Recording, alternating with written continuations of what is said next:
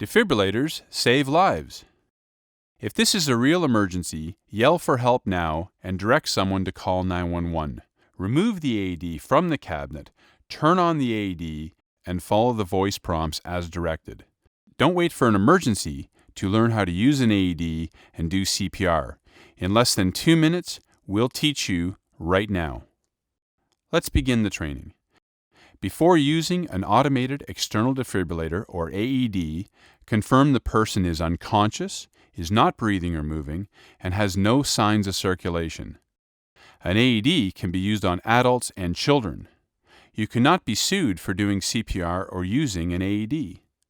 To start, turn on the AED, take out the electrode package, tear open the package, attach the pads to the patient's bare skin as shown on the electrode pad by placing one electrode on the patient's right side just under their collarbone and the second electrode on the left side down by the bottom rib, with the X located directly over the heart between the two pads.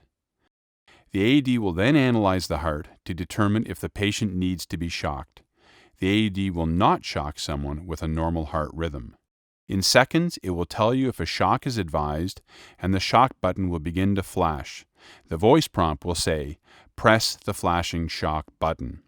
Make sure no one is touching the patient before pressing the flashing shock button. Continue to follow voice prompts until help arrives.